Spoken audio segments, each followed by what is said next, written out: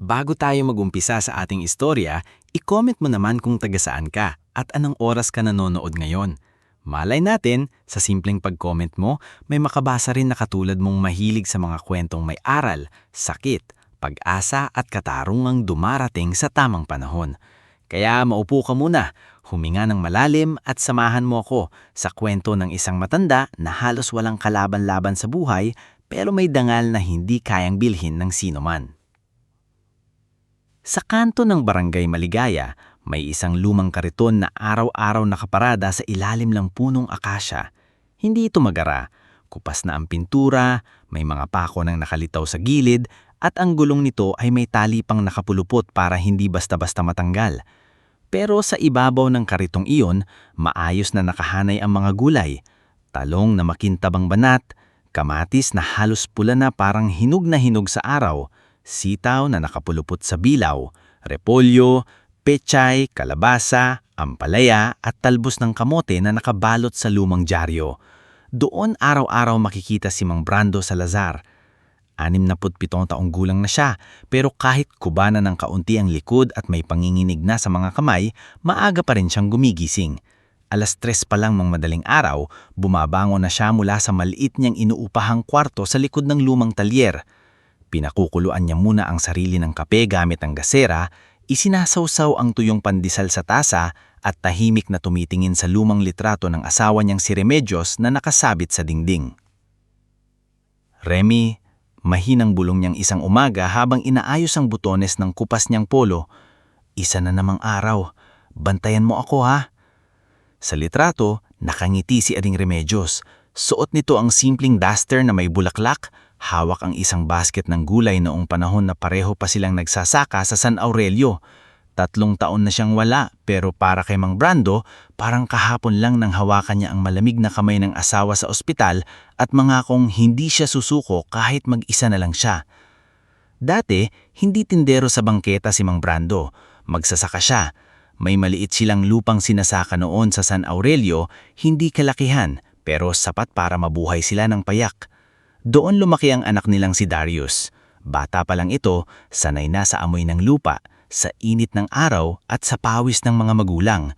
Si Mang Brando ang nagturo kay Darius na huwag mandaya sa timbangan, huwag magnakaw kahit gutom, at huwag manakit ng taong mas mahina sa kanya.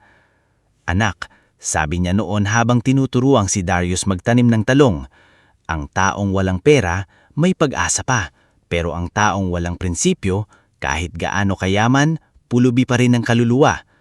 Hindi nakalimutan ni Darius ang mga salitang iyon, pero nagbago ang lahat nang magkasakit si Aling Remedios. Noong una, simpleng pananakit lang daw ng tagiliran, hanggang sa lumala, balik-balik na sila sa ospital at unti-unting naubos ang ipon. Kinailangan nilang umutang, kinailangan nilang ibenta ang ilang kagamitan, hanggang dumating ang araw na ang lupa na lang ang natitirang pwedeng pagkakitaan. Doon pumasok si Leopoldo Viriña, isang negosyanteng kilala sa magarang relo, mabangong pabango at ngiting parang laging may tinatagong kutsilyo. Mang Brando, sabi noon ni Leopoldo habang pinipirmahan ang mga papeles sa harap nila, tutulungan ko kayo, hindi ko kayo lolokohin. Ako pa ba? Gusto ko lang mabili ng maayos ang lupa ninyo para magamit sa proyekto. Makakapagpagamot pa kayo kay Mrs. Walang alam si Mang Brando sa batas. Ang alam lang niya ay kailangan ng asawa niya ng gamot at operasyon. Pumirma siya, umasa siya. Pero nang makalipas ang ilang buwan, natuklasan niya na napakababa pala ng halagang ibinigay sa kanya kumpara sa tunay na halaga ng lupa. May mga pahinang hindi ipinaliwanag sa kanya. May mga kondisyon palang pabor kay Leopoldo. Huli na nang maintindihan niya. Namatay si Remedios nang hindi man lang nakabalik sa bukid. Mula noon, lumipat si Mang Brando sa lungsod. Hindi siya naghabol sa korte dahil wala siyang pera, wala siyang koneksyon at higit sa lahat, wala siyang lakas ng loob na kalabanin ng taong malaki ang impluwensya. Ang dala lang niya ay ilang damit, lumang litrato ng asawa at ang natitirang dignidad sa dibdib. Sa Barangay Maligaya siya napadpad. Doon niya sinimulan ang maliit na kariton ng gulay. Sa una, walang halos bumibili. Tinatawag siyang matandang probinsyano ng ilang tambay. May mga batang nangaasar at kumukuha ng kamatis kapag nakatalikod siya. Pero hindi siya nagalit. Hindi siya nanigaw. Dahan-dahan nakilala siya ng tao. Magkano po talbos, Mang Brando? Tanong ni Lira May, isang payat na estudyante na laging may lumang bag at nakapusno ang buhok. Para sa'yo, ngiti ng matanda. Libre na, pero sabihin mo sa nanay mo, lagyan niya ng konting bawang para sumarap. Nako, hindi po pwede, Mang Brando. Lagi niyo na lang akong nililibre. Kapag nakatapos ka ng pag-aaral, saka mo ako bayaran. Biro niya. Paano po? Ngiti lang. Sapat na iyon. Si Lira May ay anak ng labandera. Minsan, gulay lang ni Mang Brando ang inuuwi niya para may isahog sa hapunan. Kaya kahit mahirap din ang matanda, hindi niya kayang singilin ang batang alam niyang mas nangangailangan. Sa kabilang pwesto naman, naroon si Aling Zenaida, tindera ng kakanin. Mataba, maingay tumawa at laging may dalang bimpo sa balikat. Kapag umuulan at nababasa ang gulay ni Mang Brando, siya ang unang sumisigaw. Brando, takpan mo yung pechay mo. Para kang hindi sanay sa ulan. Ay, Zenaida. Sagot ng matanda habang natatawa. Mas sanay pa ako sa ulan kaysa sa reklamo mo. Sus, kung wala ako matagal nang nalusaw yung paninda mo. Mayroon ding si Nonoy Taktak, tricycle driver na nakuha ang palayaw dahil sa tunog ng tambutso yung tricycle niya. Laging sira, laging mausok, pero laging handang tumulong. Mang Brado, sakay ka na mamaya ha? Huwag mo nang itulak yung kariton hanggang kanto ng talyer. Baka mamaya ikaw na ang itulak namin. May bayad ba? Libre na. Basta dagdagan mo lang ng isang tali ng sitaw ang ulam namin mamaya. Magnanakaw ka talaga sa matanda. Biro ni Mang Brando. Hindi magnanakaw, Mang. Diskarte lang. Sagot ni Nonoy habang tumatawa. Sa mga simpleng biruan, nabubuo ang araw ni Mang Brando. Hindi malaki ang kinikita niya, pero may mga taong kumukumuska. May mga batang bumabati. May mga nanay na natitiwala sa timbangan niya dahil kahit walang bantay, hindi siya nandadaya. Pero may isang tao sa barangay na hindi niya lubos na mapagtiwalaan, si Kapitana Belmira Soto. Maganda ang bihis nito lagi, kahit simpleng barangay inspection lang. Palaging may alahas, may pabango, at may kasamang 2 tanod. Sa harap ng tao, maamo siyang magsalita. Mang Brando? Sabi niya isang umaga habang nakatayo sa tapat ng kariton. Kumusta ang benta? Ayos lang po, Kapitana. Sapat naman pangkain. Good, good. Pero alam mo naman, may mga plano tayo sa lugar na ito. Kailangan nating paunlarin ng barangay. Napahinto si Mang Brando sa pag-aayos ng talong. Paunlarin po? Oo, may bagong project, commercial area. Magiging maayos ang daan, mawawala ang kalat, tataas ang halaga ng mga pwesto. Para rin naman ito sa kabutihan ng lahat. Tahimik niyang tinignan si Mang Brando sa paligid. Sa tabi niya, may nagtitinda ng isda. Sa kabila, may nag-aayos ng sapatos. Sa tapat, may maliit na mesa si Aling Zenaida. Hindi kalat ang nakikita niya. Ang nakikita niya ay kabuhayan. Kapitana, maingat niyang sabi. Kung may lilipatan po kami na maayos at kaya ng bulsa, susunod naman. Pero kung basta kami paaalisin, saan po kami pupunta? Ngumiti si Kapitana Belmira, pero hindi umabot sa mata ang ngiting iyon. Pag-usapan natin yan sa tamang panahon.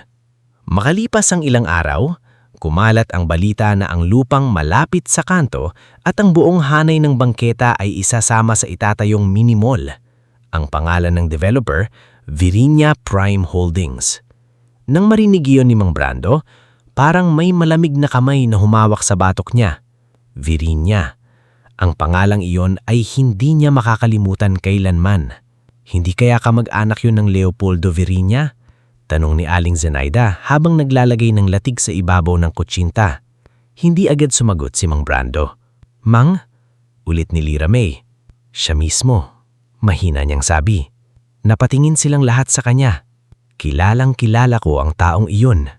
Mula noon, naging mas tahimik si Mang Brando. Hindi niya ikinwento agad ang buong nangyari sa lupa niya, pero ramdam ng mga suki niya na may sugat na muling nabubuksan. Tuwing may dadaan na itim na SUV sa kanto, napapalingon siya. Tuwing may lalaking nakabarong na bumababa at sumusukat ng paligid, hinihigpit niya ang hawak sa timbangan. Samantala, sa malayong Amerika, abala si Attorney Darius Salazar sa kanyang trabaho bilang human rights lawyer at legal consultant. Nasa maayos na opisina siya, may mga librong makakapal, may mga kliyenteng dahihan at may buhay na malayo sa putik ng bukid na pinagmulan niya. Pero sa ibabaw ng mesa niya may maliit na frame ng larawan nila ng kanyang ama at ina noong bata pa siya. Madalas niyang tawagan si Mang Brando. "Tay, kailan ka ba papayag na kunin kita rito?" Tanong niya sa isang video call. "Napo anak, ano namang gagawin ko dyan? Magtitinda ako ng pechay sa snow?" "Tay, seryoso ako. Hindi mo na kailangan magtrabaho." "Darius, hanggat kaya ko pang tumayo, kaya ko pang mabuhay. Huwag mo akong alalahanin."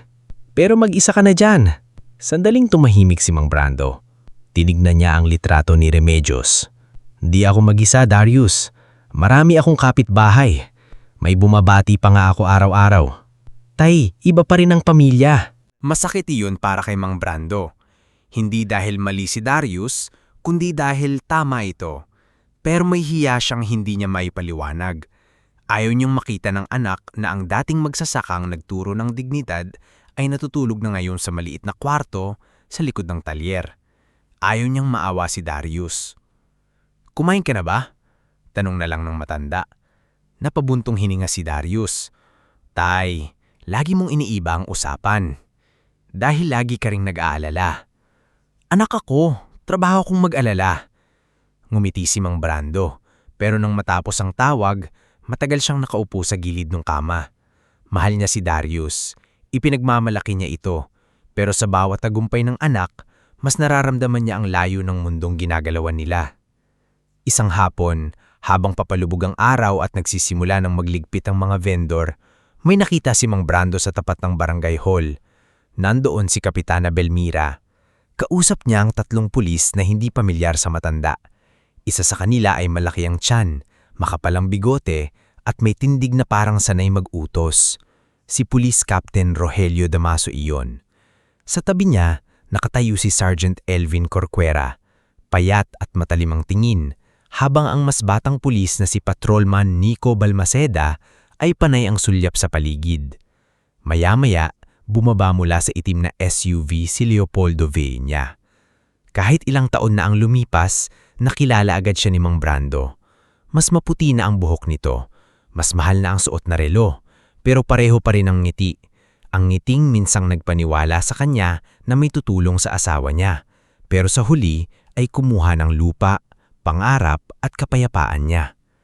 Hindi sinasadyang napahawakan si Mang Brando sa gilid ng kanyang kariton. "Mang Brando?" Tawag ni Lira May na papalapit. "Ayos lang po kayo?" Hindi sumagot ang matanda. Nakatingin lang siya sa grupo sa barangay hall. Napansin ni Leopoldo ang tingin niya. Sandali itong natigilan. Pagkatapos, ngumiti. Hindi pala kaibigan, hindi rin nagulat. Para bang sinasabi ng ngiting iyon na naaalala rin siya nito.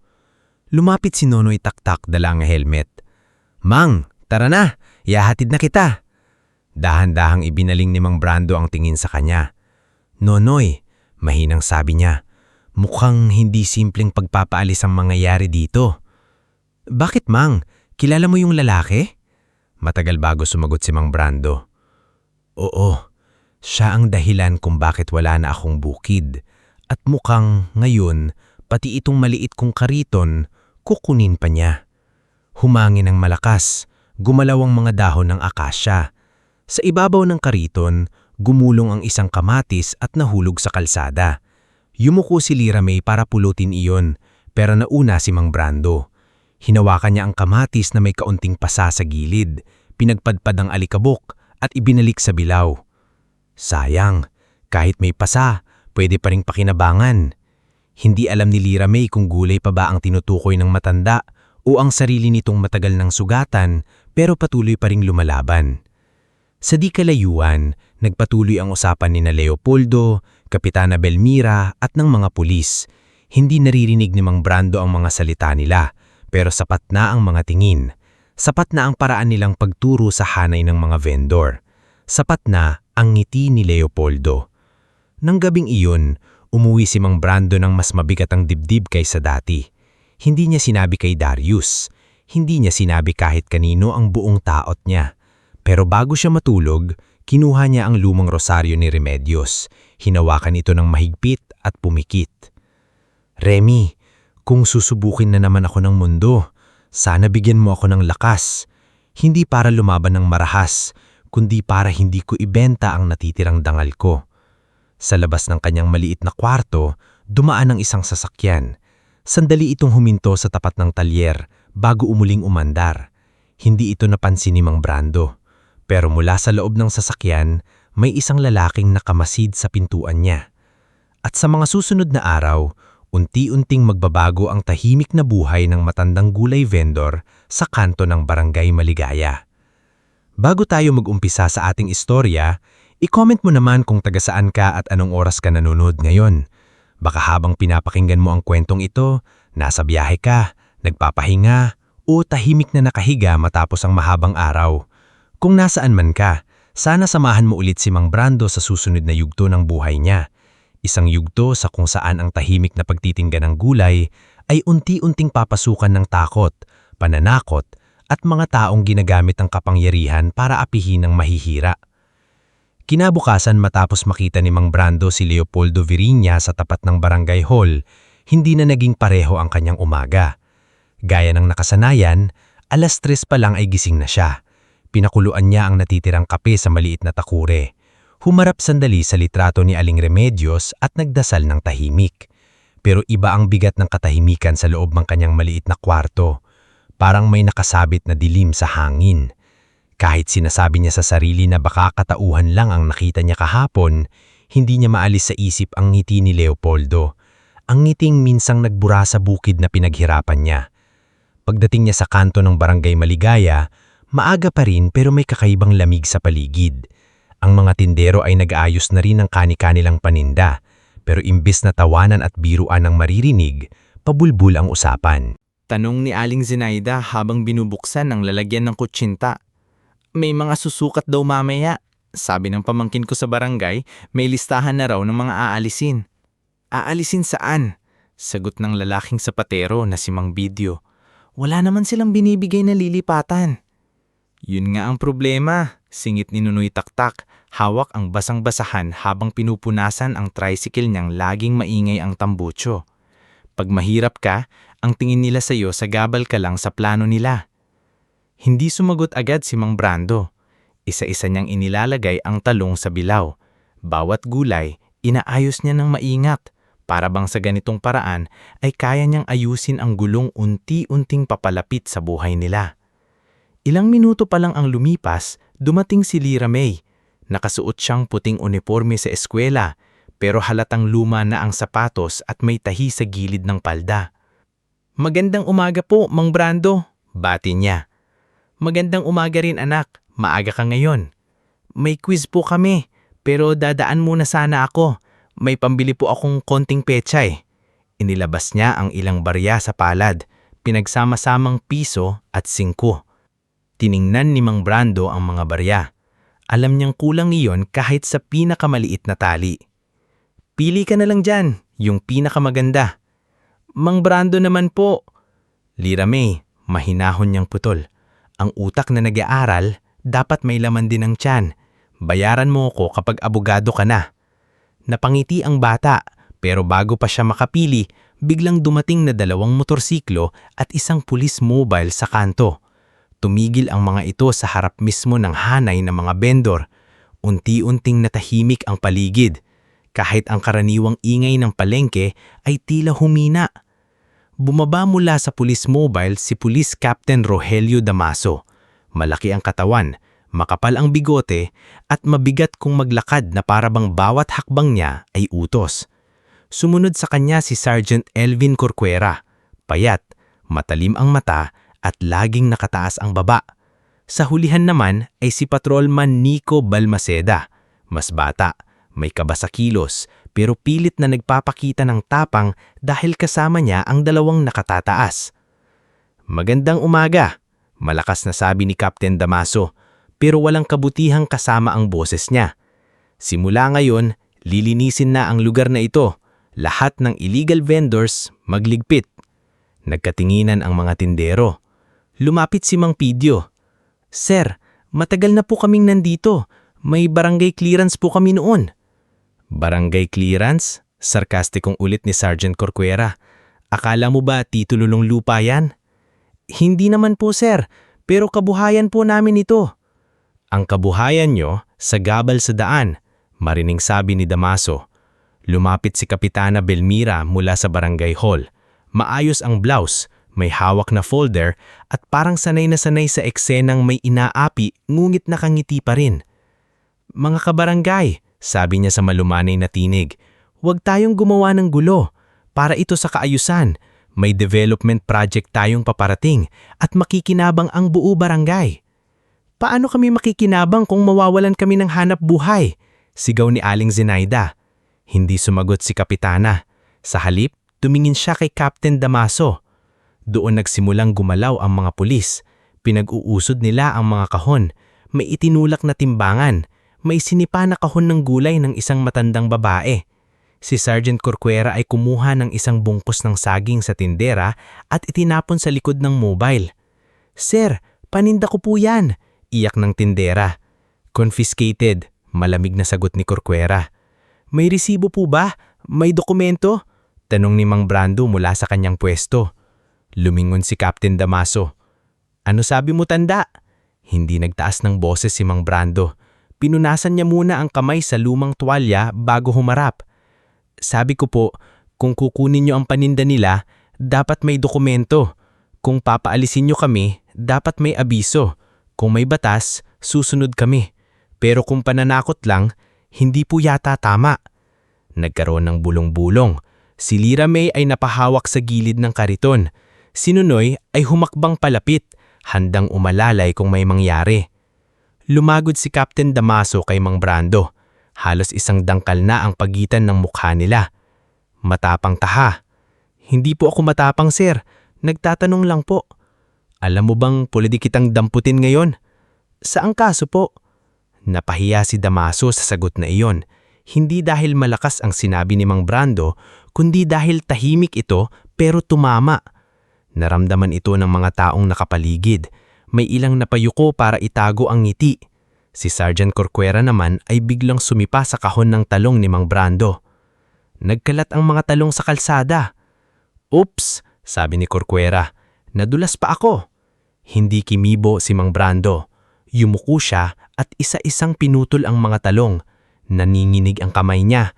Hindi dahil duwag siya, kundi dahil pinipigil niya ang galit at sakit. Lumahod si Lira May para tumulong. Mang Brando, naiiyak niyang sabi. Bakit nila ginagawa ito?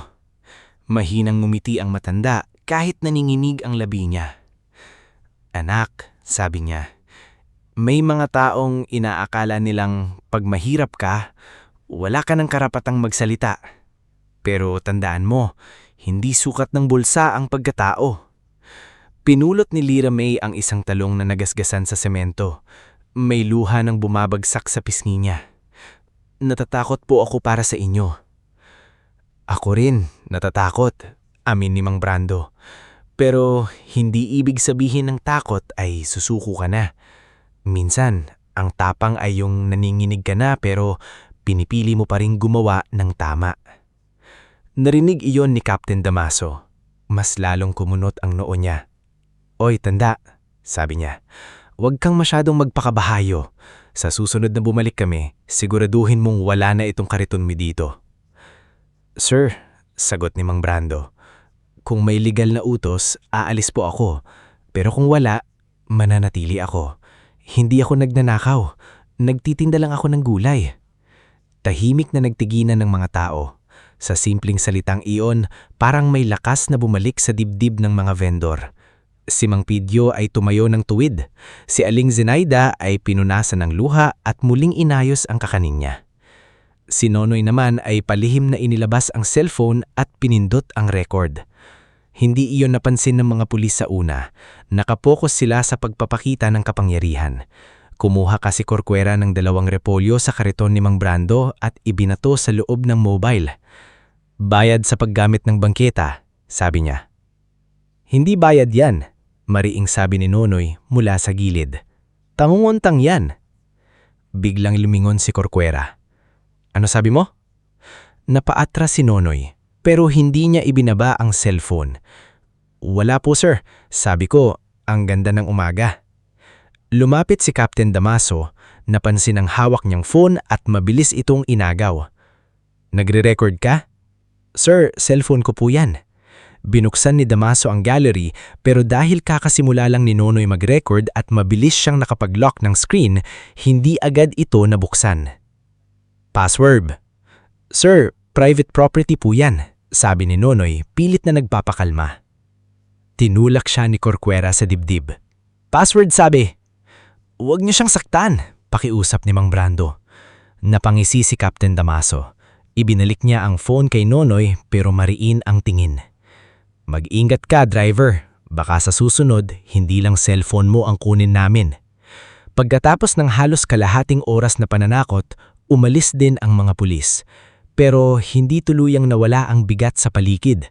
Naiwan ang mga gulay na nagkalat, kahong basag at mga tindero na hindi alam kung bukas ay may babalikan pa silang kabuhayan.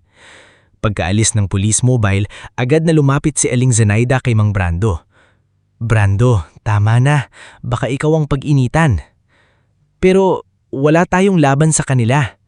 Mayroon, sabi ni Mang Brando. Katotohanan. Hindi sumagot si Aling Zenaida. Alam niyang magandang pakinggan iyon, pero sa mundong ginagalawan nila, minsan ang katotohanan ay natatabunan ng pera, koneksyon at baril. Nang gabing iyon, hindi mapakali si Nonoy. Paulit-ulit niyang pinapanood ang maikling video na nakuha niya bago maagaw ang phone.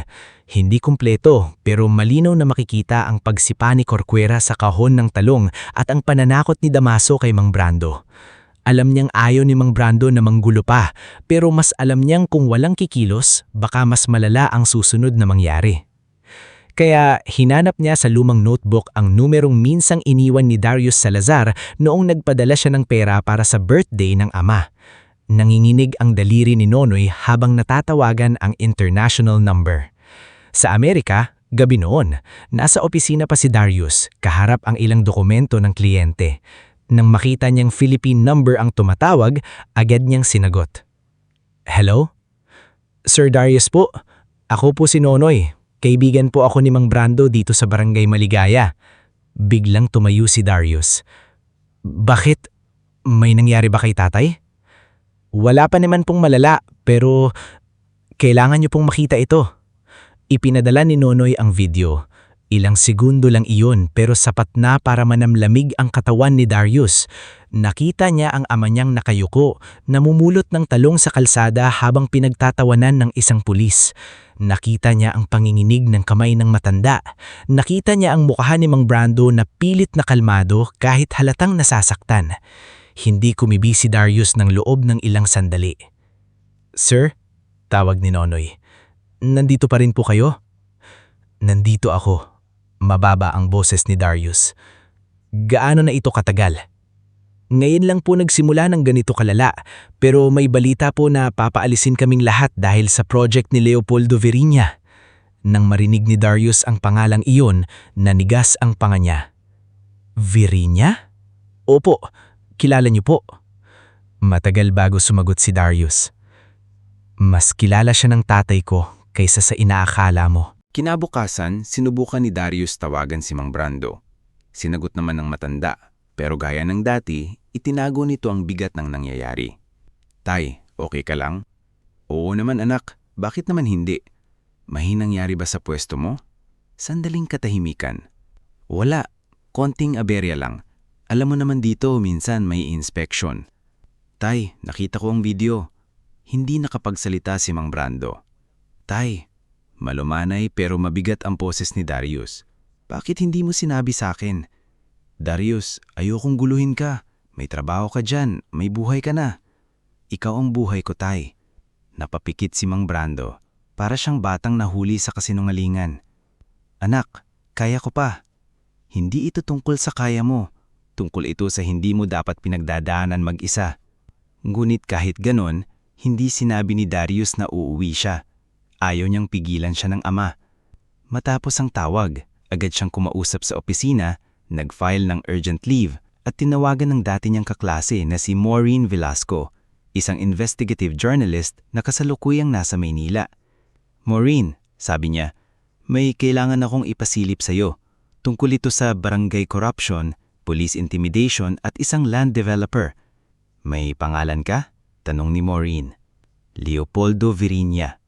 Sa kabilang linya, natahimik si Maureen. Darius, hindi maliit na pangalan yan. Alam ko. At sino ang biktima? Huminga ng malalim si Darius. Tatay ko. Samantala sa barangay Maligaya, hindi pa tapos ang gabi para sa mga taong may balak na masama. Sa loob ng isang pribadong silid sa likod ng barangay hall, magkakaharap sina Kapitana Belmira, Captain Damaso, Sergeant Corcuera, Patrolman Nico at Leopoldo Virinia. Nasa mesa ang kape, ilang folder at isang mapa ng kanto kung saan nakapwesto ang mga vendor. Hindi uubra ang simpleng pananakot, lalo lang silang kakapit kapag may isang matandang nagpapakatapang. Sabi ni Leopoldo habang hinahapos ang sinsing sa daliri. Madali lang patahimikin ng matanda, sabi ni Corcuera. Napatingin si Patrolman Nico sa kanya, halatang hindi komportable. Ano pong ibig sabihin niyo, sir?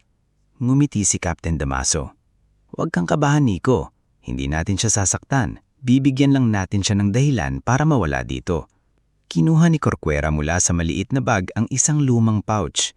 Itim yun, marumi at maliit lang. Inilapag niya sa mesa. Napaatras ng bahagya si Nico. Sir, ano yan? Ebidensya, sagot ni Damaso. Pero kanino po? Sa kanya na kapag nakita sa kariton niya. Malamig na sabi ni Corcuera. Napangiti si Kapitana Belmira pero pilit niyang itinago sa pag-inom ng kape. Kailangan bang umabot sa ganyan? Tanong niya. Ngunit halata sa tono niyang hindi iyon pagtutulok, kundi pag-iingat lang. Tumingin si Leopoldo sa kanilang lahat. Ang kailangan ko ay malinis na lugar bago magsimula ang groundbreaking. Kung may matandang ayaw umalis, gawing kriminal. Kapag natakot ang isa, aalis ang lahat. Hindi agad nagsalita si Nico. Nakatingin lang siya sa pouch sa mesa. Bata pa siya sa serbisyo. May ina siyang nagtitinda rin noon sa palengke. Pero nasa harap niya ang kapitan, ang superior niya, at ang negosyanteng may koneksyon sa matataas na opisyal. Alam niyang mali. Alam niyang kapag tumanggi siya, baka siya naman ang targetin. Bukas, sabi ni Captain Damaso, abalang oras, maraming tao, para mas nakakahiya. Ilalagay sa ilalim ng sako ng repolyo, tapos kunwari may tip tayo. Sa labas ng barangay hall, walang kamalay-malay si Mang Brando habang inililigpit ang kanyang kariton. Tinalungan siya ni Lyra May na itali ang mga natitirang talbos. Si Nonoy naman ay nakabantay sa paligid, kabado sa maaaring bumalik na pulis. Mang Brando, sabi ni Lyra May, baka pwede kayong magpahinga muna bukas kahit isang araw lang. Ngumiti ang matanda, pagod ngunit matatag. Anak, kapag hindi ako nagtinda bukas, ano ang kakainin ko kinabukasan? Pero natatakot ako. Ako na rin naman. Pero minsan, kailangan mong manatili sa pwesto mo hindi dahil matigas ang ulo mo, kundi dahil iyon na lang ang natitira mong tahanan. Hindi alam ni Mang Brando na habang sinasabi niya iyon, may mga taong nagpaplano ng gawing krimen ang kanyang kahirapan. At sa gabing iyon, habang lumilipad na pabalik sa Pilipinas si Darius Salazar, dala ang bigat ng pagkakasala dahil pinabayaan niyang mag-isa ang ama sa matagal na panahon. Sa kabilang dako naman ay inihahanda na ni Damaso at Leopoldo ang patibong na magpapabago ng buhay ng buong barangay Maligaya. Bago tayo magumpisa sa ating istorya, i-comment mo naman kung tagasang ka at anong oras ka nanonood ngayon.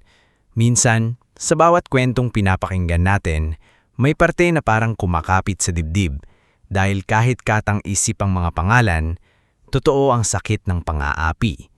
Totoo ang takot ng mahirap, at totoo rin ang pag-asang may darating na araw na ang inaapakan ay matututong tumayo. Kaya ngayon, samahan natin muli si Mang Brando sa araw na akala ng lahat ay katapusan na ng kanyang dangal, pero iyon pala ang magiging simula ng pagbukas ng katotohanan. Kinabukasan, mas maaga kaysa dati dumating si Mang Brando sa kanto ng barangay Maligaya. Hindi siya halos nakatulog noong gabi. Paulit-ulit niyang narinig sa isip ang sinabi niya kay Lyra May, na minsan, kailangan mong manatili sa pwesto mo dahil iyon na lang ang natitira mong tahanan. Ngunit habang itinutulak niya ang kariton sa madilim pang kalsada, Ramdam niya ang kakaibang bigat sa dibdib. Hindi iyon simpleng kaba. Para iyong babala ng katawan na may paparating na hindi maganda. Pagdating niya sa ilalim ng punong akasya, huminto siya at tumingin muna sa paligid. Tahimik pa ang kanto. May ilang ilaw mula sa saradong tindahan. May asong nakakulubot sa gilid ng kanal. Sa malayo, naririnig ang unang andar ng mga jeep at motorsiklo. Inayos niya ang kariton, inilatag ang bilaw, at isa-isang inilabas ang mga gulay. Repolyo, pechay, kamatis, talong, ampalaya, sitaw, kalabasa.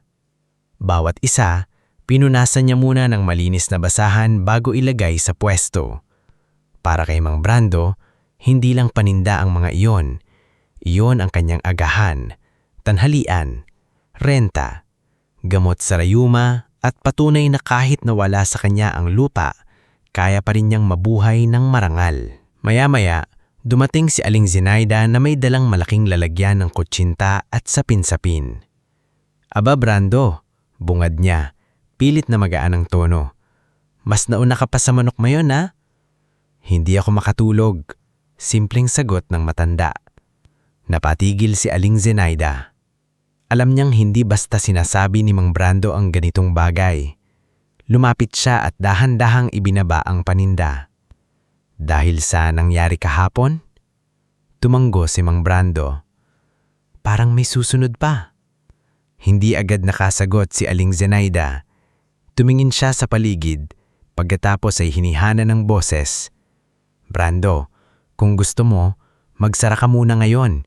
Hindi nakakahiya ang umiwas kapag delikado. Ngumiti ng mahina ang matanda. Zenaida, kung aalis ako ngayon, bukas hindi na lang ako ang mawawala. Lahat tayo. Bago pa makasagot si Aling Zenaida, dumating si Nonoy Taktak sakay sa tricycle niyang kumakalansing. Huminto ito sa tapat ng kariton, pero imbes na bumati ng pabiro, seryoso ang mukha niya. Mang, sabi niya, nandito ako buong umaga. Babantayan kita. Nonoy, may pasada ka. Pwede namang mamaya. Mas mahalaga ito. Sumunod na dumating si Lira May, nakasuot pa rin ng uniforme, pero halata sa mukha na hindi niya kayang pumasok agad sa eskwela. Lira, bakit nandito ka pa? May klase ka. Late po muna ako. Gusto ko lang masigurado na okay kayo. Anak, hindi mo kailangang bantayan ng matanda. Hindi po kayo basta matanda. Mahina niyang sabi. Kayo po ang tumulong sa amin nung wala kaming maulam. Napabuntong hininga si Mang Brando. May gusto sana siyang sabihin, pero biglang dumating na 2 construction worker at bumili ng kamatis at sibuyas. Sumunod ang isang nanay na may kasamang bata. Unti-unting naging basili ang paligid. May bumibili ng gulay, may tumatawad, may tumatawag ng tricycle, may dumaraan na estudyante. Sa loob ng ilang sandali, parang bumalik sa normal ang kanto. Ngulit hindi napansin ng karamihan ang lalaking nakasombrero na mabagal lumapit sa likod ng kariton ni Mang Brando. Si Patrolman Nico Balmaceda iyon, nakasibilyan pero kilala pa rin siya ni Nonoy dahil sa mukha nito kahapon. Dala niya ang maliit na itim na pouch na ipinakita ni Sergeant Corcuera sa pulong gabi. Nanginginig ang mga daliri niya habang palihim na tumitingin sa paligid. Bilisan mo! Bulong ng isang lalaki na nasa gilid ng eskinita. Si Sergeant Corcuera, nakatago sa 6 ng saradong tindahan. Napakapit Nico sa pouch. Sa isip niya, naririnig niya ang boses ng ina niya noon nung bata pa siya at nagbitinda sila ng isda sa palengke. Anak, kahit mahirap tayo, huwag kang kakapit sa marumi. Pero naroon din ang boses ni Captain Damaso. Kapag hindi ka sumunod, ikaw ang ididiin ko. Lumunok si Nico. Habang abala si Mang Brando sa pagsukli sa isang mamimili, lumapit siya sa likod ng kariton. Yumuko na kunwari ay inaayos ang sintas ng sapatos at mabilis na isiniksik ang pouch sa ilalim ng sako ng repolyo. Nakita iyon ni Lira May mula sa kabilang gilid, pero hindi niya agad naintindihan. Akala niya may kinuha o may nahulog lang ang lalaki. Nang tumingin siya ng maigi, mabilis nang tumalikod si Nico at naglakad palayo. May kakaiba sa kilos nito. Parang taong may iniwang kasalanan. "Kuya Nonoy," mahina niyang tawag. "Ano yun?" "Yung lalaki po, parang may ginawa sa kariton." Napalingon si Nonoy pero wala na si Nico sa likod ng kariton. Sisilip na sana siya nang biglang may malakas na sirena na umalingaw-ngaw sa kanto. Tumating ang police mobile. Huminto ito ng bigla sa harap ng kariton ni Mang Brando. Bumaba si Captain Damaso, kasunod si Sergeant Corcuera at si Patrolman Nico na ngayon ay nakauniforme na. Parang walang nangyari, ilang minuto lang ang nakalipas.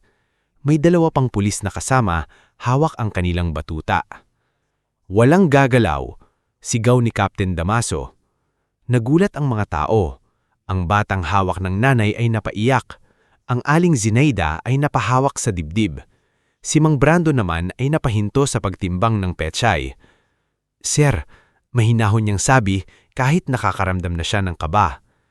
"Ano na naman po ito?" Lumapit si Damaso na may ngiting mapanghamak. "May natanggap kaming tip na may nagbebenta raw ng droga dito." Nagkagulo ang paligid. May napaatras. May bumulong, may ibang naglabas ng cellphone, pero agad silang pinagbantaan ni Corcuera. "Bawal mag-video! Makakasuhan kayo ng obstruction." "Droga?" Ulit ni Mang Brando, halos hindi makapaniwala. "Sir, gulay po ang tinda ko." "Yun ang titignan natin," sabi ni Damaso. "May warrant po ba kayo?" Tanong ni Nonoy, pilit na nilalakasan ang loob. Mabilis siyang nilapitan ni Corcuera. "Ikaw na naman? Gusto mo bang sumama?" "Hindi po sir, nagtatanong lang." "Tumahimik ka kung ayaw mong madamay." Tinangka ni Mang Brando na humakbang sa harap ng kariton, pero hinawakan siya ng isang pulis sa braso. "Sandali po," sabi niya. "Paninda ko po yan. Huwag niyo pong guluhin. Kung kailangan niyo pong tignan, ako na po ang mag-aamak niyang sako." "Hindi ikaw ang masusunod dito," mariing nasabi ni Damaso. Mabilis na hinalughog ni Corcuera ang kariton. Itinapon niya sa gilid ang ilang talong. Itinanggal ang bilaw ng kamatis, ibinagsak ang ilang repolyo sa kalsada. Ang mga gulay na maingat na inayos ni Mang Brando mula madaling araw ay nagkandakalat sa alikabok. "Sir, maawa naman po kayo." Pakiusap ni Aling Zinaida. "Paninda po yan." "Kung malinis siya, walang problema," sagot ni Damaso. Nanginginig si Lira May habang nakatingin sa ilalim ng sako ng repolyo. Doon niya nakita ang kamay ni Corcuera na sadyang gumalaw na para bang alam na alam kung saan hahanap. Ilang segundo pa, itinaas nito ang maliit na itim na pouch. "Ano ito?" Malakas niyang sigaw.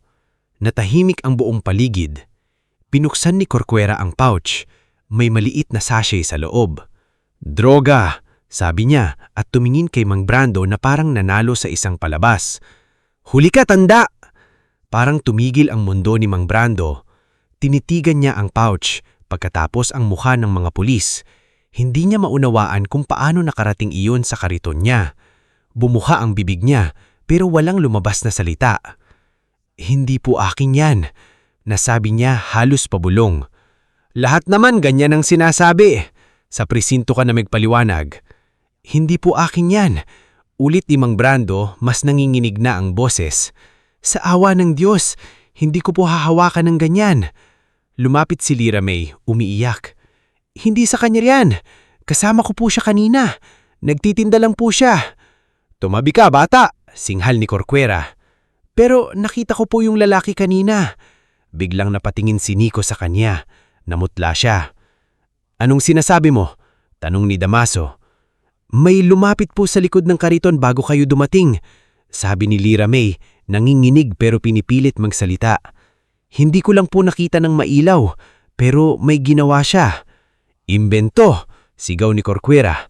"Pati bata, tinuturuan mong magsinungaling, tanda." "Huwag niyo siyang sigawan," sabi ni Mang Brando. Dahil doon, biglang tinulak ni Corcuera ang matanda. Nawalan ng balanse si Mang Brando at bumagsak sa gilid ng kariton. Tumama ang tuhod niya sa simento. Nagkalat ang kamatis, ang iba ay napisa sa ilalim ng sapatos ng mga tao. "Mang Brando!" sigaw ni Lyra May. Lumapit si Nonoy pero agad siyang hinarang ng pulis. "Huwag kayong lalapit!"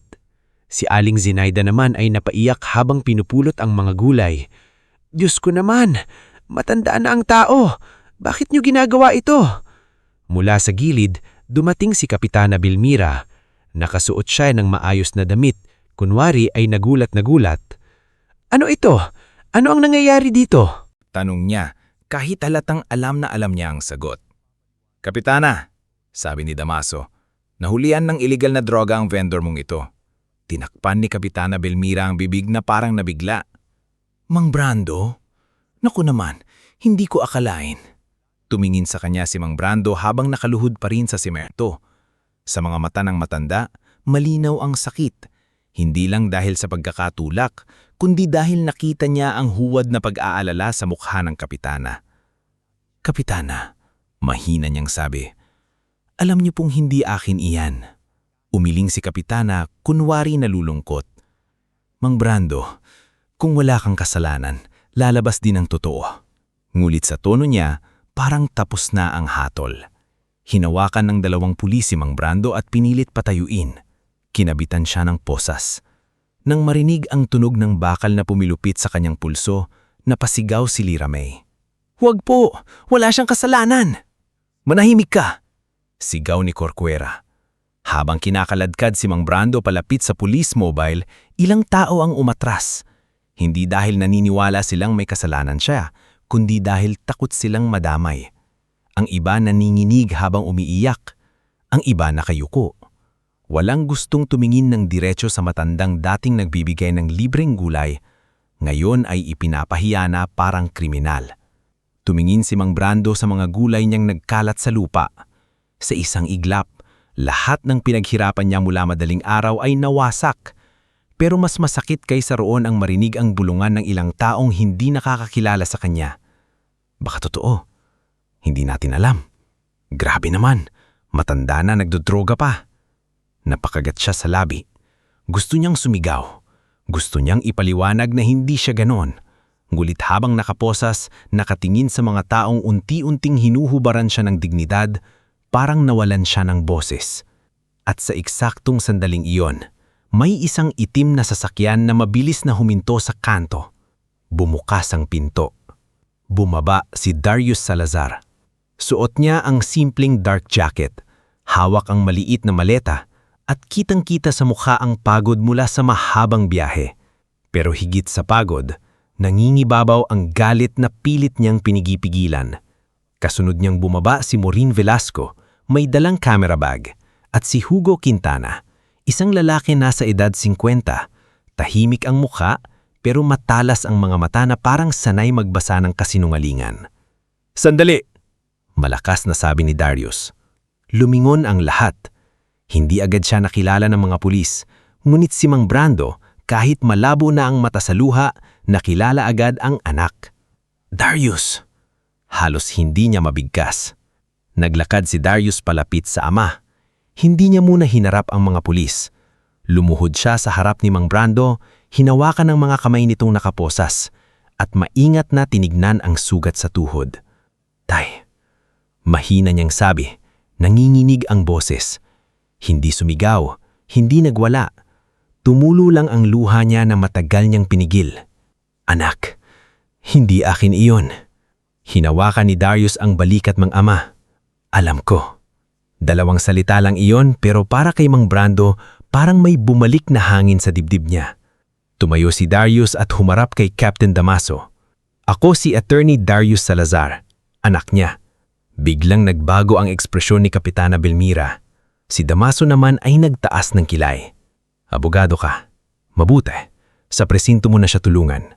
"Hindi." Kalmadong sabi ni Darius. "Dito muna tayo magsisimula.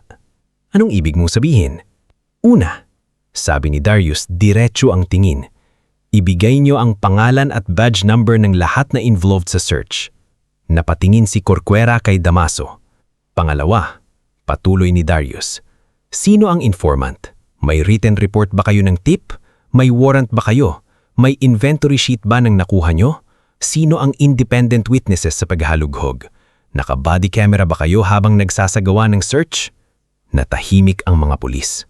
Lumapit si Hugo Quintana sa gilid ng kariton at tahimik na pinigmasdan ang mga gulay. Napansin niya ang lugar kung saan ginalaw ang sako ng repolyo.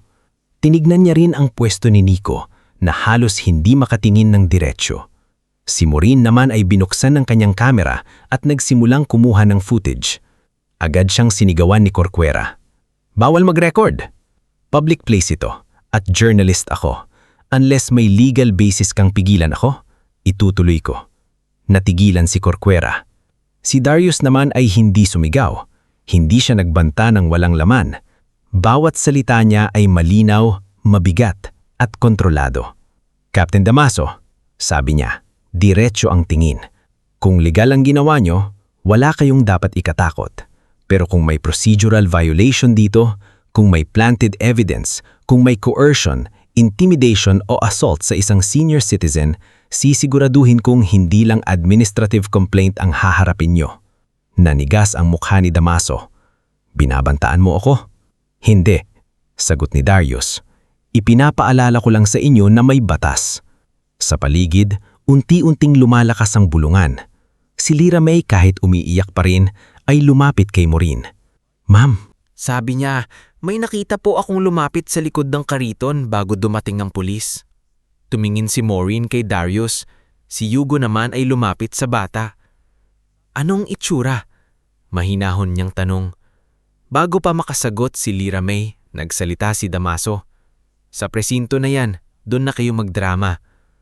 Hinawakan muli ng pulis si Mang Brando para isakay sa mobile. Gusto sanang pigilan ni Darius ngulit alam niyang kapag nagpadala siya sa emosyon, gagamitin iyon laban sa kanila. Kaya lumapit siya sa ama at bumulong. Tay, sasama ako. Hindi kita iiwan. Tumanggo si Mang Brando.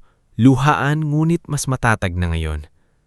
Habang isinasakay siya sa police mobile, tumingin siya sa kanto, sa mga gulay na nagkalat sa lupa, kay Lyra May na hawak ni Aling Zenaida, kay Nunoy na namumula ang mata sa galit, at kay Darius na nakatayo sa harap ng mga pulis na minsan akala nila ay walang haharang sa kanila.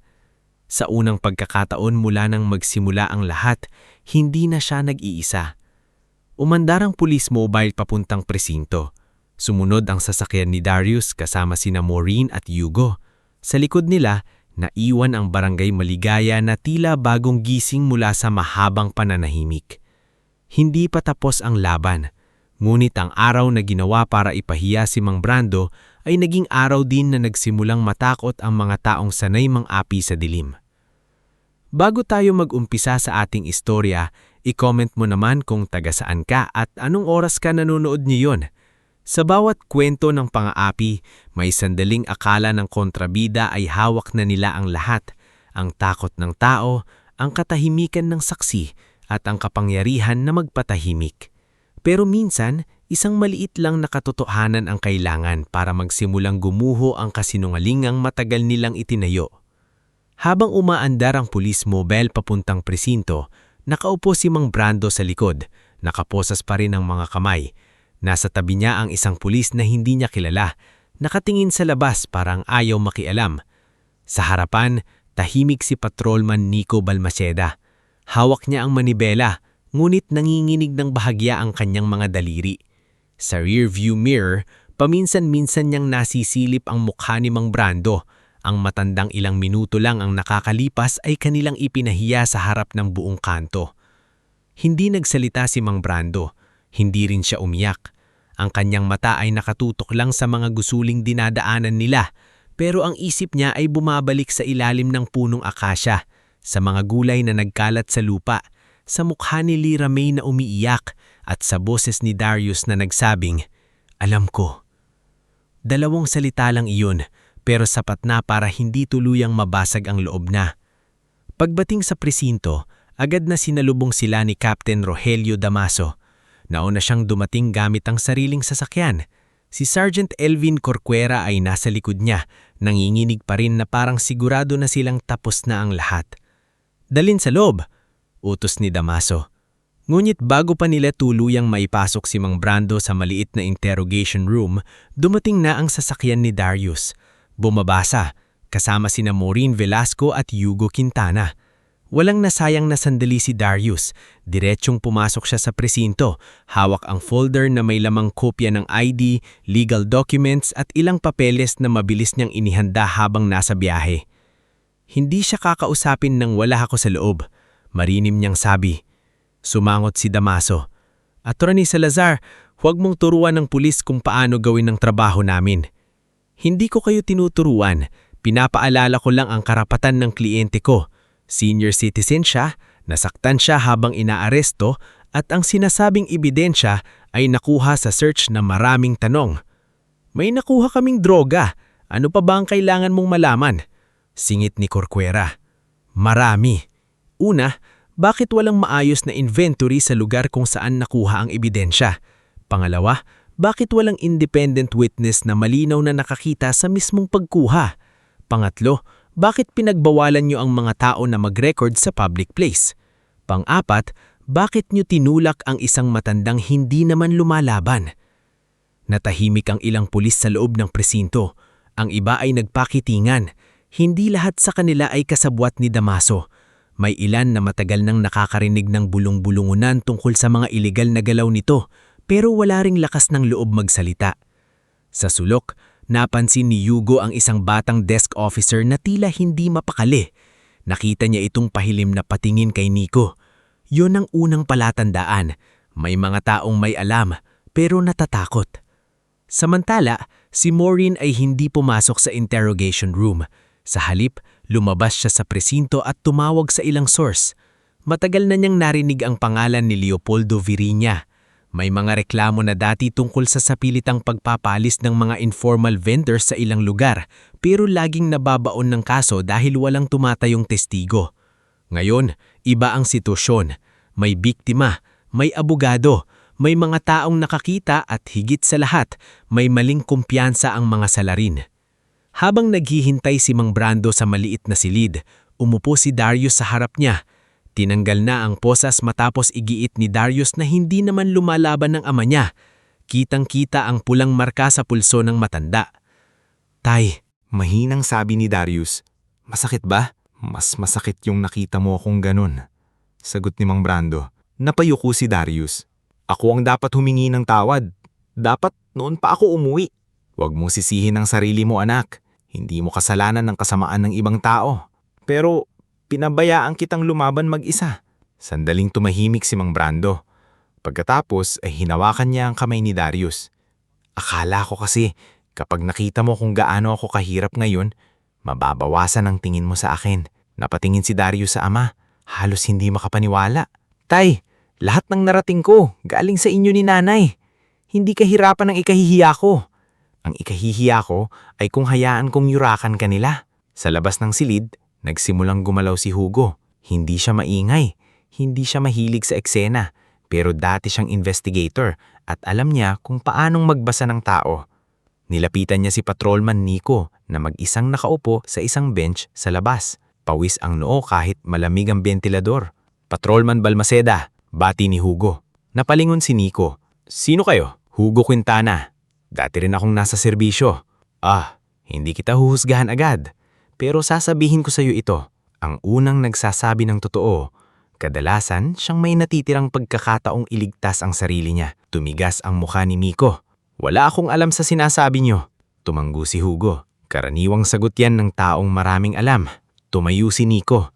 Pero bago siya makalayo, nagsalita muli si Hugo. May ina ka bang nagtinda rin dati sa palengke? Natigilan si Nico. Dahan-dahan siyang lumingon. Paano niyo nalaman? Nakita ko kanina kung paano ka tumingin kay Mang Brando. Hindi iyon tingin ng taong walang konsensya. Tingin iyon ng taong naalala ang pinanggalingan niya. Hindi sumagot si Nico, pero sapat na kay Hugo ang panginginig ng panga nito.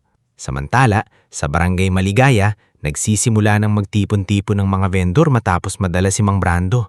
Wala nang gana ang karamihan magbenta. Nasa ilalim pa rin ng akasya ang kariton ng matanda. Magulo, may mga natapong gulay sa paligid. Si Lira May ay nakaupo sa bangketa. Hawak ang isang pirasong repolyo na nadumihan ng lupa. Lira, sabi ni Aling Zenaida. Umuwi ka na muna. Baka mahanap ka sa school. Hindi po. May nakita ko. Kailangan kong sabihin ulit kay Attorney Darius. Sinabi mo na, pero baka hindi sapat. Kailangan may ebidensya. Doon nagsalita si Nonoy. May isa pang pwedeng makatulong. Sino? Tanong ni Aling Zenaida. Tumingin si Nonoy sa tapat ng maliit na cellphone repair shop na halos laging sarado ang kalahating pinto. Si Juno, si Juniper Juno Almasan ay tahimik na lalaki. Payat, laging nakasalamin at bihirang makipag-usap maliban kung may ipapaayos na phone. May maliit siyang CCTV sa labas ng tindahan dahil ilang beses na siyang nanakawan ng charger at second-hand phone. Ang kamera niya ay nakatutok sa harap ng shop pero dahil nasa tapat lang iyon ng pwesto ni Mang Brando, malaki ang posibilidad na nakuha nito ang likod ng kariton. Lumapit si Nonoy, Aling Zenaida at Lira May sa shop. Juno, tawag ni Nonoy habang pumakatok. Buksan mo, kailangan namin. Ilang sandali bago bumukas ang pinto. Sumilip si Juno, halatang kinakabahan. Ano yun? Yung CCTV mo. Nakuha ba ang nangyari kanina? Biglang nag-iba ang mukha ni Juno. Iyon pa lang, alam na nilang may nakita siya. Wala, mabilis niyang sabi. Hindi nagkakamera. Juno, lumapit si Lira May, luha na ang mata. Please po, alam kong may nakita kayo. Walang kasalanan si Mang Brando. Napatingin si Juno sa bata. Nanginginig ang kamay niya sa hawak na susi. Hindi niyo naiintindihan. Bulong niya. May kapatid akong police trainee. Kapag kinalaban ko sila, baka madamay siya. Baka mawalan siya ng kinabukasan. Pero paano naman si Mang Brando? Wala rin bang kinabukasan dahil natatakot tayong lahat? Tinakpan ni Juno ang mukha niya gamit ang isang kamay. Ilang segundo siyang hindi nagsalita. Pagkatapos ay dahan-dahan niyang binuksan ng tuluyan ang pinto. Pumasok kayo, pero walang maingay. Sa loob ng maliit na shop, binuksan ni Juno ang lumang computer. Mabagal itong mag-load, kaya bawat segundo ay parang oras para kina Lira May. Nang lumabas ang CCTV footage, inirewind niya sa oras bago dumating ang police mobile. At doon nila nakita, malinaw sa video ang likod ng kariton ni Mang Brando. Kitang-kita si Patrolman Nico, nakasibilyan. Lumapit, yumuko, at may isiniksik sa ilalim ng sako ng repolyo. Ilang minuto matapos iyon, dumating ang police mobile. Pagkatapos, diretso ang mga pulis sa paghahalog-halog. Ang pinakamakakilabot, kitang-kita rin sa video na tila alam na ni Corcuera kung saan hahalug-halugin. Napatakip ng bibig si Lira May. Sabi ko na, iyak niya. Sabi ko nang may nakita ako. Agad na tinawagan ni Nonoy si Darius. Sa presinto, kasalukuyang kinakausap ni Darius si Mang Brando nang tumunog ang phone niya. Sinagot niya agad. Nonoy? Sir, naninginig ang boses ni Nonoy. May CCTV kami. Kitang-kita po. Tinanim po talaga. Tumuyo si Darius. Sa unang pagkakataon, mahimatalim na liwanag sa kanyang mga mata. Ipadala mo sa akin ngayon at siguraduhin niyong may backup. Huwag niyong munang ipaalam kahit kanino. Pagkababa ng tawag, lumabas si Darius ng silid at tinawag sina Maureen at Hugo. Nang mapanood nila ang video sa phone, natahimik silang tatlo. Hindi dahil nagulat sila. Dahil ngayon, may hawak na silang patunay na hindi basta mabubura. May original file? Tanong ni Hugo. Meron daw sa CCTV system. Sagot ni Darius. Kailangan makuha agad, baka burahin. Ako ang pupunta, sabi ni Maureen. May contact ako sa digital forensics. Kailangan ma-preserve ang timestamp. Habang abala sila, napansin ni Darius si Nico sa gilid. Maputla na ito. Alam niyang malapit nang gumuho ang batang pulis. Lumapit siya, pero hindi niya ito sinigawan. Patrolman Balmaceda, alam kong nakita mo ang video sa isip mo bago pa namin ito makita sa phone. Napulunok si Nico. Hindi ko alam ang sinasabi niyo. May CCTV sa kanto. Parang nawalan ng dugo ang mukha ni Nico. Kung magsasabi ka ng totoo ngayon, maaaring iba ang tingin ng korte sa papel no. Pero kung mananatili kang kasabwat hanggang dulo, ikaw ang unang isasakripisyo ng mga taong nag-utos sa'yo. Sa sandaling iyon, dumating si Captain Damaso mula sa hallway. Ano ang ginagawa niya daan? Tanong niya. Kinakausap ko ang isa sa arresting officers. Wala kang karapatang kausapin ng tauhan ko. Kung witness siya sa krimen, may karapatan siyang magsabi ng totoo. Nagsalubong ang tining ng dalawa, ng Damaso at Darius. Pareho silang kalmado sa panlabas, pero ramdam ng lahat ang tensyon. Hindi alam ni Damaso na mga oras ding iyon, pabalik na sa barangay si Maureen para kunin ang original CCTV file. Hindi rin alam niya na may kopya ng hawak si Darius, si Hugo, si Nonoy at si Juno. Ang lihim na akala nilang nakabaon sa ilalim ng sako ng repolyo ay unti-unti nang umaakyat sa liwanag. Kinahapunan, kumalat ang balita sa Barangay Maligaya na magkakaroon ng public hearing sa Barangay Gym kinabukasan. Hindi ito kagustuhan ni Kapitana Belmira. Sa katunayan, sinubukan niyang pigilan. Pero dahil nakarating na kay Maureen ang footage at nagsimula ng mag-ingay ang ilang residente sa social media, napilitan ng Internal Affairs na magpadala ng mga opisyal. Dumating din ang ilang lokal na mamamahayag. Kinabukasan, puno ang Barangay Gym. Naroon ang mga vendor, tricycle driver, estudyante, nanay, lolo at maging ang ilang pulis na tahimik na nakamasid. Nasa unahan si Mang Brando, nakaupo sa tabi ni Darius. May bendahe ang tuhod at may pasa pa sa pulso, pero malinis ang damit niya at tuwid ang upo niya. Sa kabilang bahagi, nakaupo sina Captain Damaso, Sergeant Corcuera, Patrolman Nico, Kapitana Belmira at Leopoldo Veriña. Si Leopoldo ay pilit na kalmado, pero halata sa paulit-ulit niyang paghahawak sa singsing na hindi na siya kampante. Unang nagsalita si Mang Brando. Hindi siya nagdrama, hindi siya nanigaw. Tumayo lang siya, humawak sa mikropono at tumingin sa mga taong matagal niyang nakasama sa kanto. Ako po si Brando Salazar. Hindi po ako mayaman, hindi po ako makapangyarihan.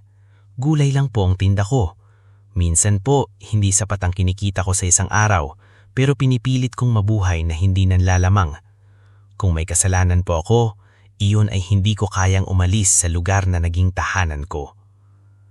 Tahimik ang buong gym. Hindi po ako perpektong tao, pero hindi po ako nagbebenta ng droga. Hindi ko po kayang sirain ang pangalan ng anak ko, ang alaala ng asawa ko, at ang tiwalang ibinigay sa akin ng mga taong bumibili sa kariton ko. May umiiyak sa likod.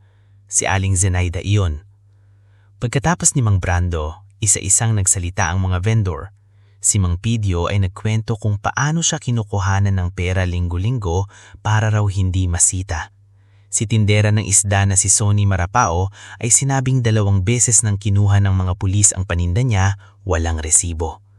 Si Nonoy ay nagpatunay sa pananakot sa kanya at sa pag-agaw ng cellphone. Si Lila May kahit nanginginig ay tumayo rin. Nakita ko po yung lalaking lumapit sa likod ng kariton. Natakot po akong magsalita nung una kasi sinigawan nila ako. Pero hindi po ako nagsisinungaling. Mabait po si Mang Brando. Hindi po niya gagawin yon. Nang turn na ni Maureen, ipinalabas niya sa malaking screen ang CCTV footage ni Yuno. Tahimik ang buong gym habang umaandar ang video. Kitang-kita si Nico. Kitang-kita ang pouch. Kitang-kita ang oras bago dumating ang police mobile. Walang nakapagsalita.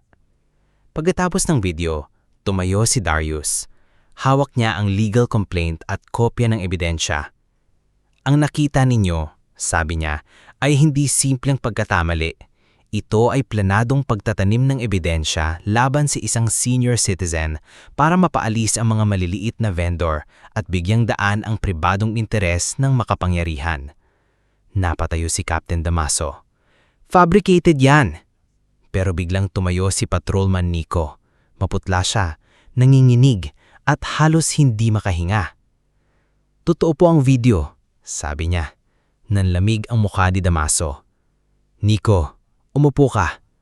Pero hindi na umupo si Nico. Ako po ang naglagay ng pouch. Inutusan po ako ni Captain Damaso at Sergeant Corcuera.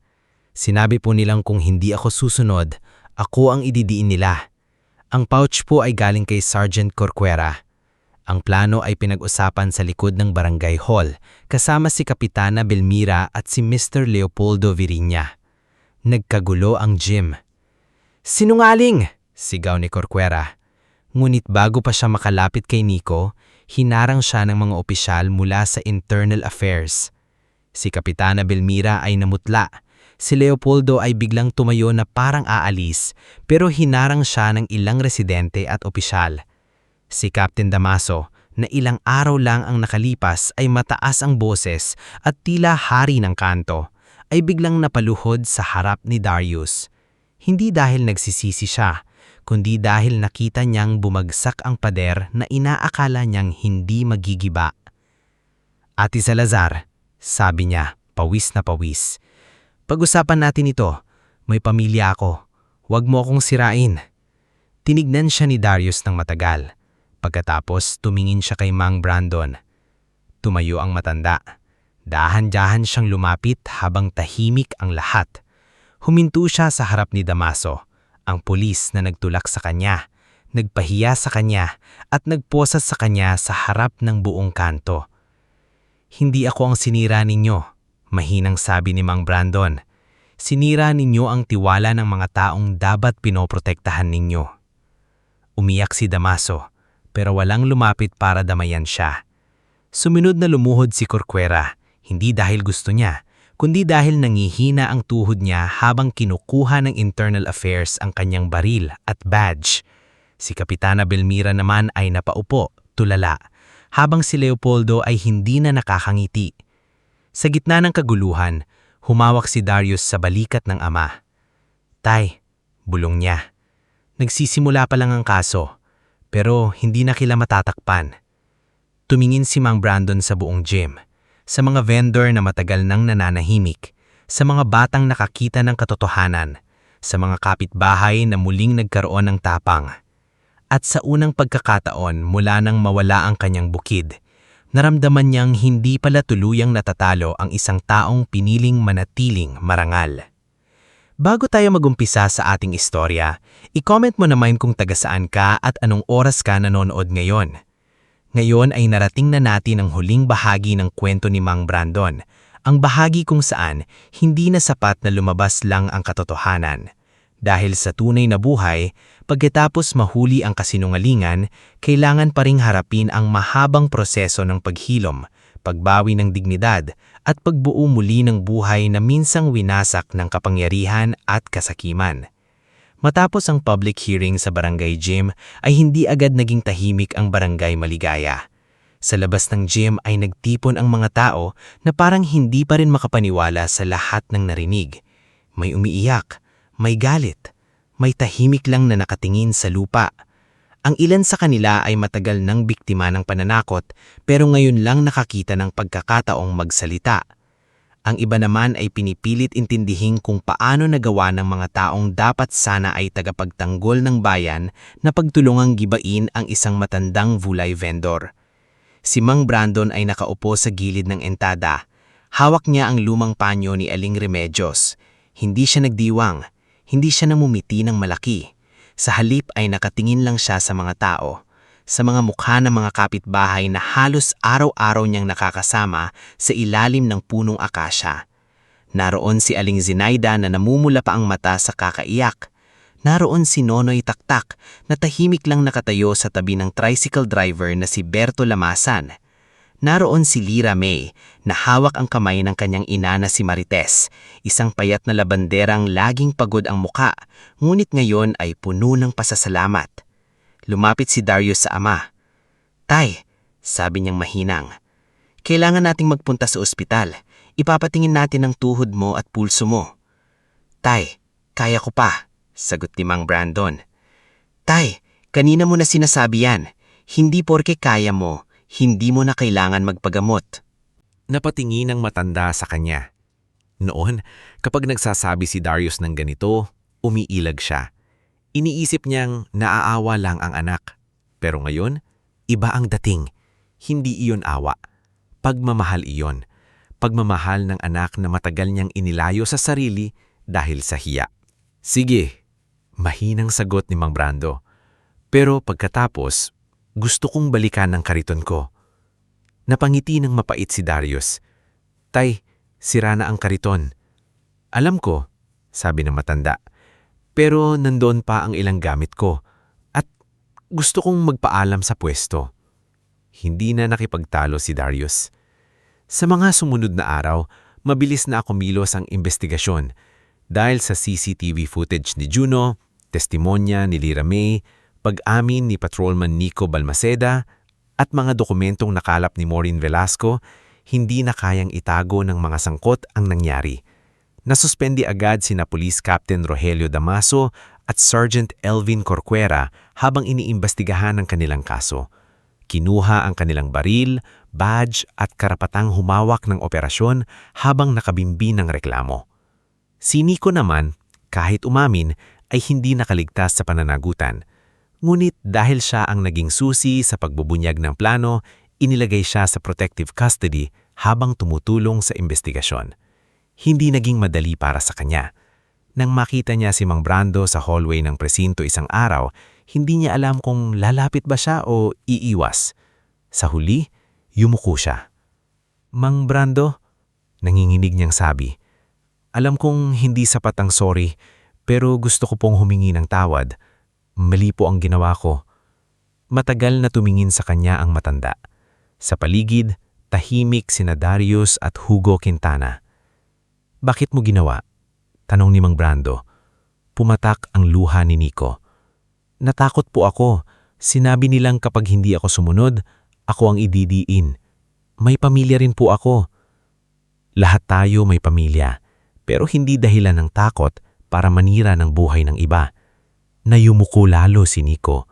Hindi agad nagpatawad si Mang Brando. Hindi rin niya isinumpa ang batang pulis. Sa halip, sinabi ang salitang mas mabigat kaysa galit. "Sana gamitin mo ang natitirang buhay mo para itama ang kaya mong itama." Yun lang. Pagkatapos, lumakad na sa palabas. Samantala, si Kapitana Belmira Soto ay nasuspende sa pwesto. Lumabas ilang dokumentong nagpapakita ng kanyang pakikipagpulong kay Leopoldo Viriña bago pa man ipatupad ang plano sa mga vendor. May mga pirma, resibo ng donasyon at mensaheng na-recover sa cellphone ng isang tauhan sa barangay hall. Hindi man agad natapos ang kaso, sapat na ang ebidensya para mapatalsik siya sa pwesto habang nagpapatuloy ang investigasyon. Si Leopoldo Viriña naman ay hindi basta-bastang bumagsak sa unang linggo. Marami pa rin siyang abogado, marami pa rin siyang kakilala.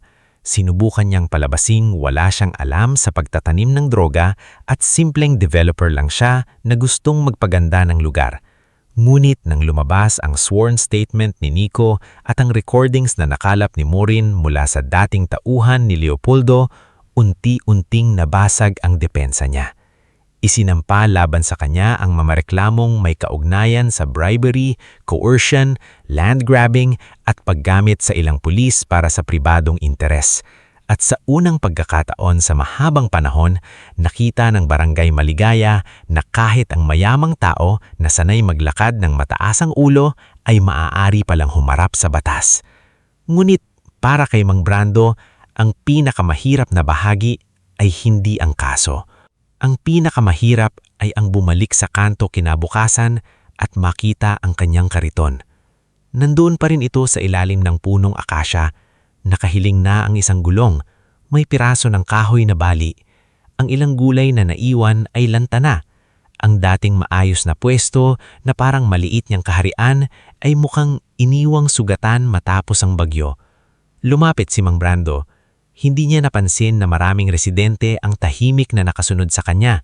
Nandoon si Darius, si Aling Zenaida, si Nonoy, si Lyra May, si Juno, si Maureen at si Hugo.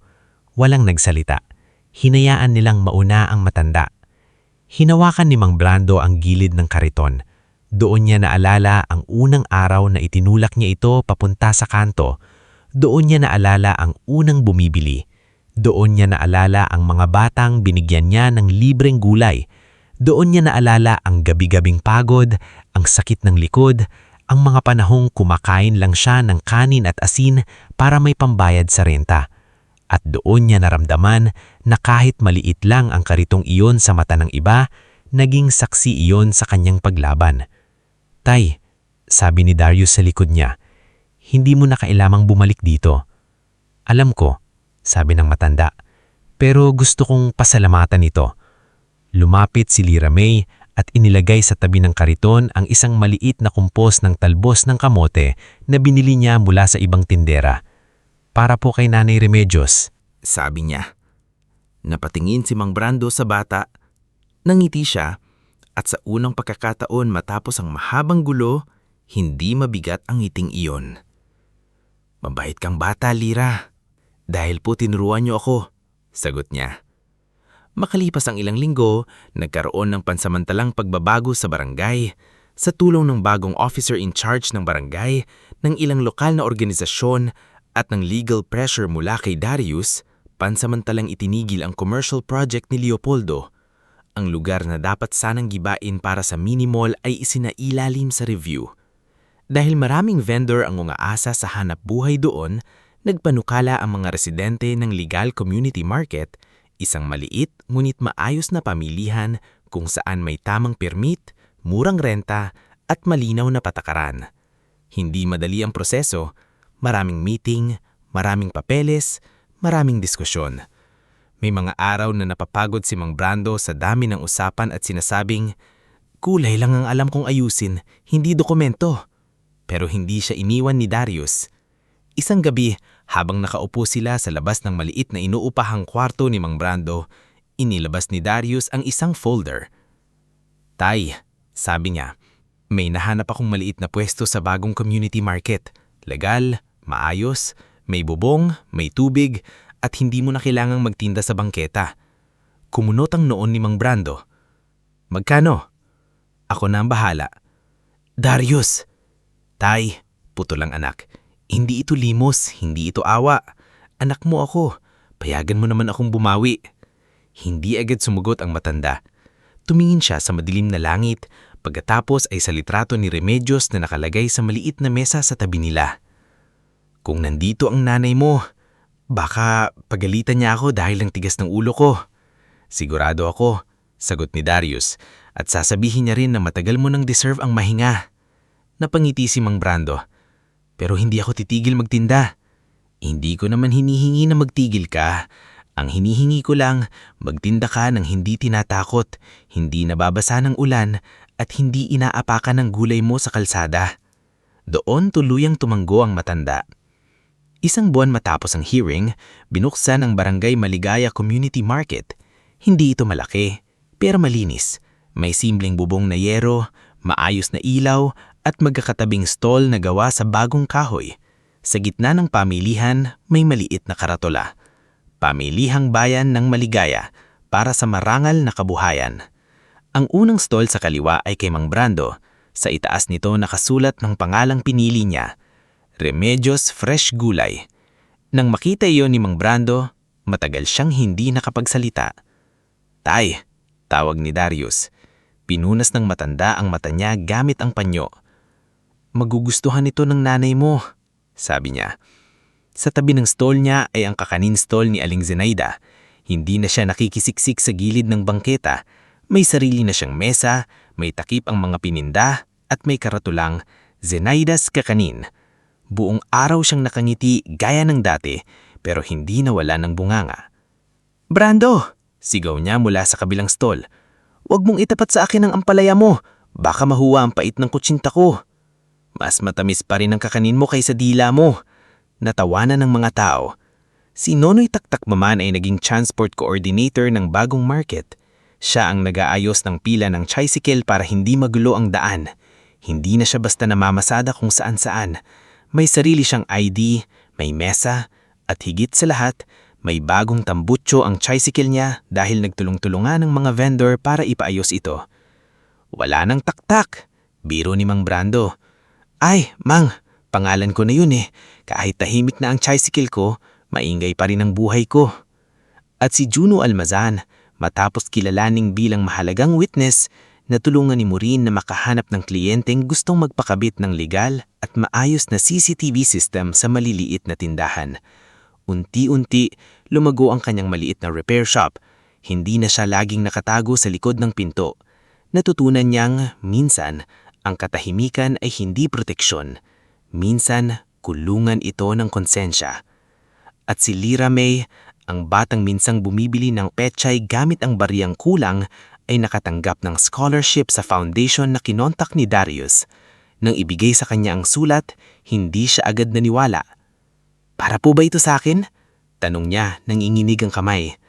"Oo," sabi ni Darius, "pero may kondisyon." Napatigil si Lyra May. "Ano po?" "Kailangan mong mag-aral ng mabuti. At kapag naging abogado ka, doktor, guro, o kahit ano pang gusto mo, huwag mong kakalimutan ng mga taong walang boses." Umiyak si Lyra May at yumakap kay Mang Brando. "Mang Brando, babayaran ko po kayo sa lahat ng libreng gulay." Tumawa ang matanda. "Sabi po sa'yo nun, ngiti lang ang bayad. Pero kung gusto mo talaga, magtapos ka. Iyon ang pinakamahal na bayad." Habang gumaganda ang lagay ng community market, dahan-dahan ding naghihilom ang relasyon ni Mang Brando at Darius. Hindi iyon agad naging perpekto. May mga araw pa ring nahihiya si Mang Brando kapag binibilhan siya ni Darius ng gamot. May mga araw pa ring nasasaktan si Darius kapag tinatanggihan siya ng ama. Pero natuto silang mag-usap, hindi lang bilang ama't anak na parehong may sugat, kundi bilang dalawang taong matagal na nagmahalan, ngunit natakot lang ipakita ang pangangailangan sa isa't isa. Isang gabi, matapos magsara ng market, nauupo silang dalawa sa harap ng stall.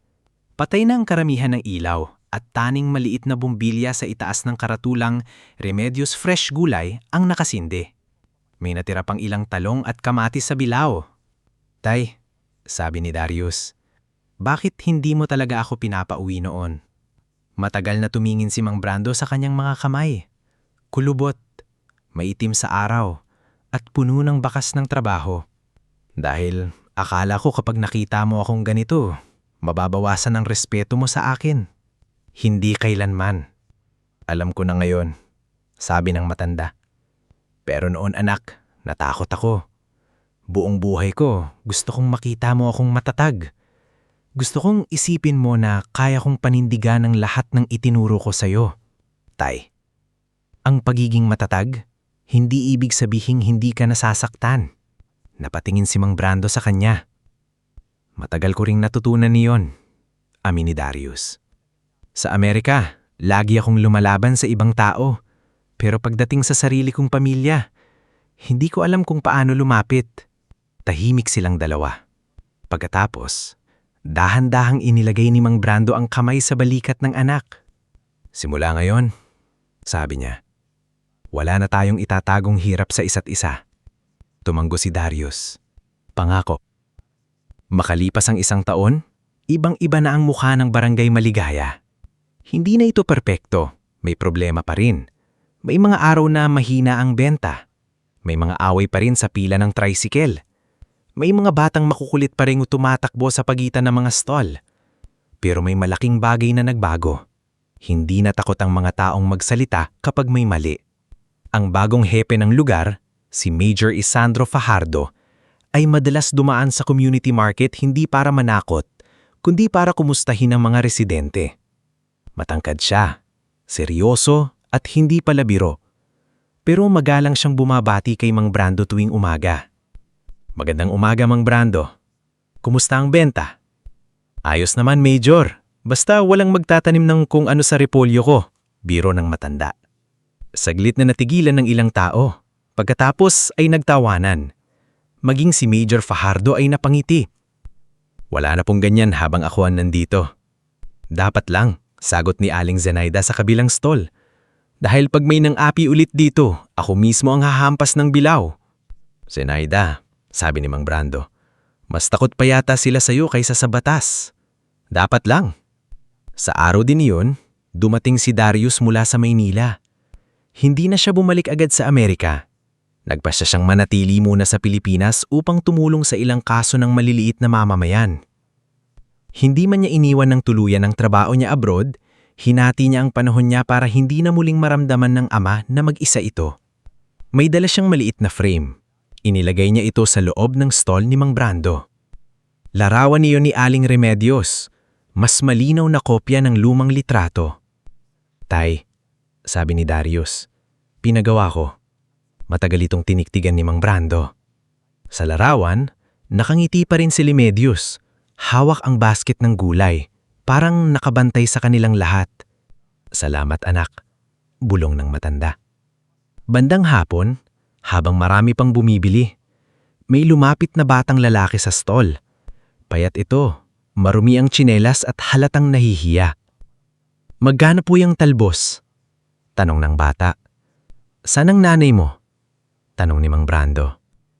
Nasa bahay po, may sakit. Wala pa po kaming ulam.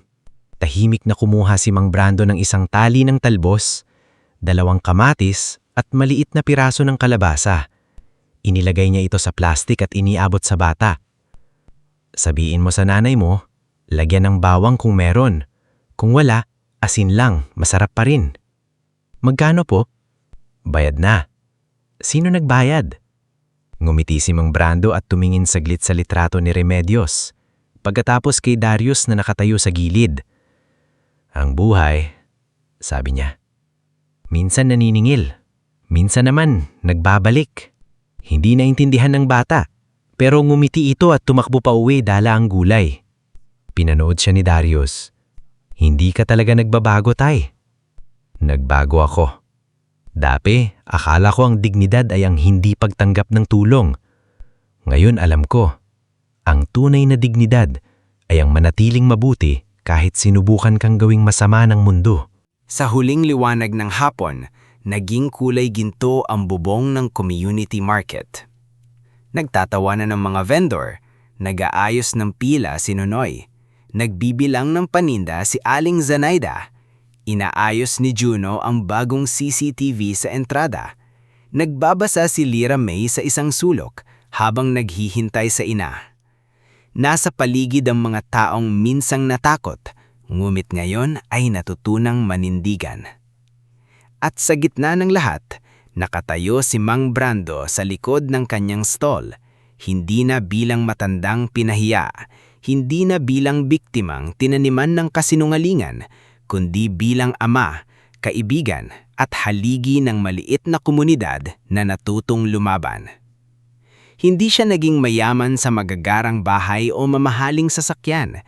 Hindi bumalik ang lumang bukid sa kanya sa isang iglap. Hindi nabura ang sakit na iniwan ng mga taong umapi sa kanya. Pero nabawi niya ang mas mahalaga kaysa pera, ang kanyang pangalan, ang kanyang dangal, ang kanyang anak, at ang tiwala ng mga taong minsang halos nawalan ng pag-asa. Sa dulo, ang Barangay Maligaya ay hindi lang naging lugar ng bagong palengke. Naging paalala ito na kahit gaano kaliit ang tinig ng isang matanda na nagtitinda lang ng gulay sa daan, kapag ang katotohanan ang kanyang hawak, kaya nitong paluhurin ang kasinungalingan at ibangon ang buong komunidad.